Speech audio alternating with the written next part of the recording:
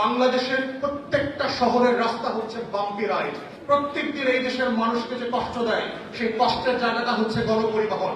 আপনি সবচেয়ে দামি গাড়িটাতে চড়েও 2 কোটি টাকা দামের জিপে চড়ে গুলশানে 2 ঘন্টা জ্যামে বসে থাকবেন। এই রাস্তা আপনাকে সার্ভিস দিতে পারবে না।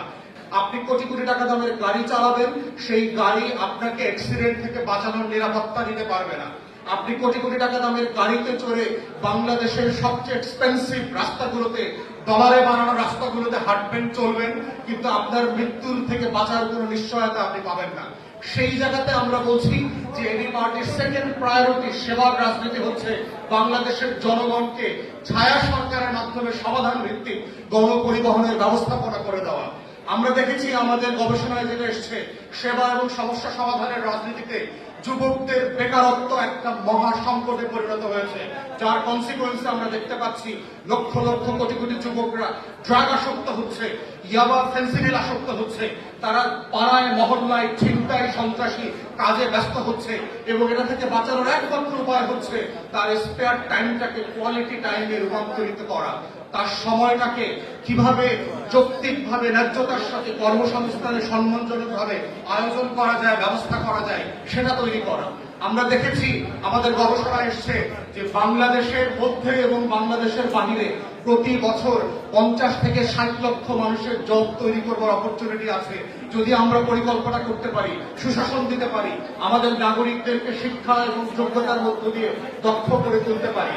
ঠিক এইভাবেই আমরা দেখতে পাচ্ছি যে বাংলাদেশ রাষ্ট্রকে যদি বদলে দিতে হয়, এই রাষ্ট্রটাকে যদি সত্যিকারের বাংলাদেশ বানাতে হয়, দায় এবং দরদের ভিত্তিতে নতুন প্রজন্মের রাজনীতি করে বাংলাদেশ 2 বানাতে হয়, এই সমস্যা সমাধানের রাজনীতি কেবল বাংলাদেশকে বদলে দিতে পারবে।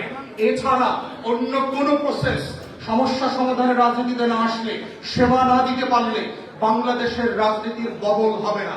এবং সেই জন্যই হচ্ছে এবি পার্টি যেটা পলিটিক্সের থিম নিয়ে আসছে, সেটা হচ্ছে কল্যাণ রাষ্ট্রের থিম, সবার আগে বাংলাদেশ, সেই বাংলাদেশ বানানোর থিম।